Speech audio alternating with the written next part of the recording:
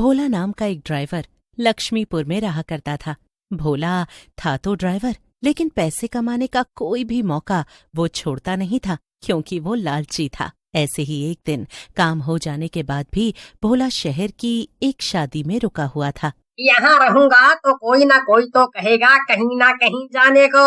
जब वो मुझसे आकर ये कहेंगे तो मैं उन्हें पैसे ज्यादा बता दूंगा। इसी बहाने थोड़े और पैसे कमा लूंगा।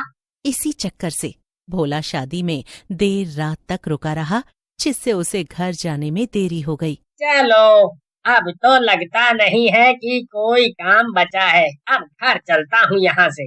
भोला अपनी गाड़ी निकालता है और घर की तरफ चल देता है। वो अपनी गाड़ी से घर की तरफ जा ही रहा होता है कि तभी लगता है आज माँ बहुत सुनाएगी। इतनी देरी जो कर दी घर आने में, पर ये तो समझेगी नहीं कितने पैसे कमा के लाया हूँ। खैर, खाना भी बहुत स्वादिष्ट था। महीने में 2-3 शादियाँ ऐसी ही मिल जाए तो कितना अच्छा जीवन चले। भोला जंगल के बीच में होता है, तभी उसे टॉयलेट लग जाती है। एक तो जब भी लेट हो जाता हूँ ये टॉयलेट जरूर आ जाती है। अब इसके चक्कर में इस घने जंगल में रुकना पड़ेगा। भोला जंगल में उतरकर अंदर की तरफ टॉयलेट करने जाता है। तभी उसकी नजर वहाँ पड़े एसी पर पड़ती है। भोला उसके नजदीक जाता है। ये क्या चीज रखी हुई है, वो भी जंगल के बीचों बीच। भोला खुद से बात करते हुए उस चीज के पास पहुँचता है तो देखता है कि वो तो एक एसी है। अरे, ये जंगल के बीचों बीच एसी कौन छोड़ के चला गया? शायद मेरे लिए ही छोड़ा होगा इसको। अपने साथ ही ले चलता हूँ। ठीक हुआ तो भी अच्छा, खराब हुआ तो बेचकर पैसे कमा लूंगा। भोला उस एसी को अपनी कार की छत पर उठाकर रख लेता है और चारों तरफ से उसको बांध देता है। ये हुई ना बात। अब माँ गुस्सा नहीं करेगी। उसके लिए ऐसी मस्त चीज जो लेकर जा रहा हूँ, गर्मी में उसको भी राहत मिलेगी। भोला अपनी गाड़ी को चलाते चलाते आराम से गाना सुनते हुए घर जा रहा होता है कि तभी उसकी गाड़ी का वजन थोड़ा भारी हो जाता है, लेकिन भोला इस बात पर ध्यान नहीं देता। मुसाफिर हूँ यारो, न घर है न ठिकाना, मुझे चलते जाना है। बस चलते जाना, बस चलते जाना, बस चलते जाना, बस चलते जाना। ताना नाना, गाँव में यही गाना।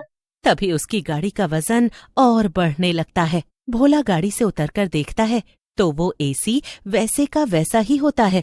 तो न जाने क्यों भोला को वजन महसूस हो रहा था। ये क्या हो रहा है? मेरी गाड़ी के ऊपर कोई कूद गया है क्या? अचानक इसका वजन कैसे बढ़ने लग गया? ऐसा बोलते हुए भोला दोबारा गाड़ी में बैठ जाता है, लेकिन थोड़ी दूर जाते ही गाड़ी के वजन से गाड़ी का टायर पंचर हो जाता है।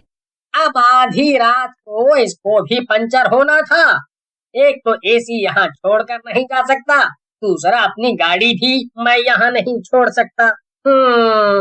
एक काम करता हूँ, यहीं पेड़ के नीचे थोड़ी देर आराम कर लेता हूँ। एसी भी साथ रहेगा तो कोई इसको चुरा नहीं पाएगा। भोला एसी को खोलकर अपने साथ एक पेड़ के नीचे ले जाता है। अब यहीं थोड़ी देर आराम कर लेता हूँ। सुबह होगी तो किसी से मदद मांगकर गाड़ी ठीक करवा लूंगा और फिर घर जाऊंगा। भोला एसी को साइड में रखकर जैसे ही सोता है, अचानक ही उसको पेड़ पर कोई टंगा हुआ नजर आता है। भोला जैसे ही नजर उठाता है, उसको पेड़ पर एक लाश टंगी हुई नजर आती है।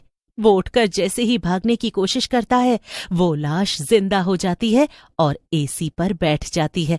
और फिर अपने साथ एसी को लेकर भोला को रोकने के लिए वो एसी ऑन कर देता है, जिसकी ठंडक से भोला वहीं जम जाता है। फिर वो एसी वहीं पड़ा होता है कि तभी एक प्रिंसिपल उस रास्ते से जाते हुए उस एसी को उठाकर ले जाता है और अपने हॉस्टल में लगवा देता है। लेकिन गर्मियों की चिलचिलाती दोपहर हॉस्टल में सिर्फ 4 छात्र बचे थे, राकेश, विक्रम, मनीष और शुभम। बाकी सब घर जा चुके थे। इन चारों ने तीसरी मंजिल के पुराने बंद पड़े कमरों में से एक को साफ किया था, क्योंकि उसमें एक पुराना एयर कंडीशनर लगा था जो कभी कभी अपने आप चलने लगता था। कमरे में हल्की ठंडक थी। सब सो चुके थे सिवाय मनीष के। अचानक एसी अपने आप चल पड़ा, बिना बिजली के। बिजली पूरे हॉस्टल में गई हुई थी। मनीष ने आंखें खोलकर देखा, एसी की लाइटें जल रही थीं और उससे एक ठंडी धुंध निकल रही थी। धीरे धीरे एसी की ठंडी हवा कमरे में धुआं बनकर फैलने लगी और उस धुएं में एक चेहरा उभरा, डरावनी आंखें, धीमी फुसफुसाहट। ये अब मेरा कमरा है। भूत! भूत! क्या हो रहा है? ये धुआं, ये ठंडक, बिजली भी तो नहीं है। जिसने मेरा रिमोट उठाया उसे चैन नहीं मिलेगा। आई, वो रिमोट तो राकेश ने उठा के फेंक दिया था ना। लेकिन मैंने फेंका कहाँ था? मैंने तो अपने पास ही रखा था। अब तुम सब यहीं रहोगे, हमेशा के लिए, ठंड में जमे हुए।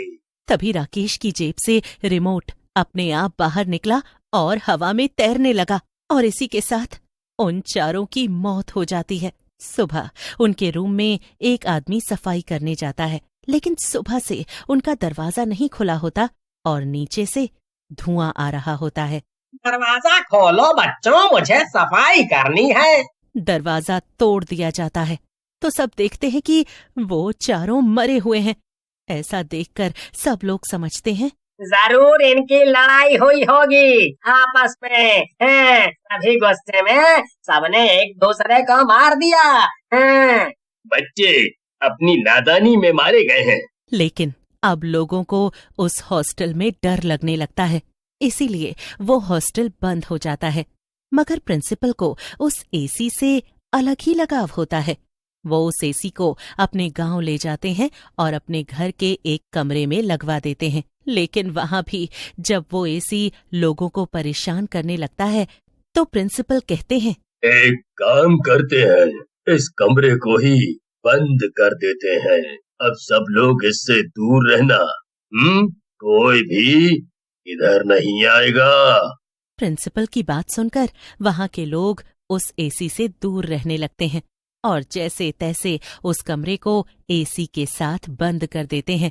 लेकिन ऐसे ही एक बार गर्मी की छुट्टियों में प्रिंसिपल का पोता विवेक अपने दादा दादी के गांव आता है। अब उस बात को बहुत साल हो चुके होते हैं। इतनी शांति है यहाँ, हम पहले क्यों नहीं आते थे माँ यहाँ? क्योंकि बेटा दादा दादी हमसे मिलने आ जाते थे, इसलिए।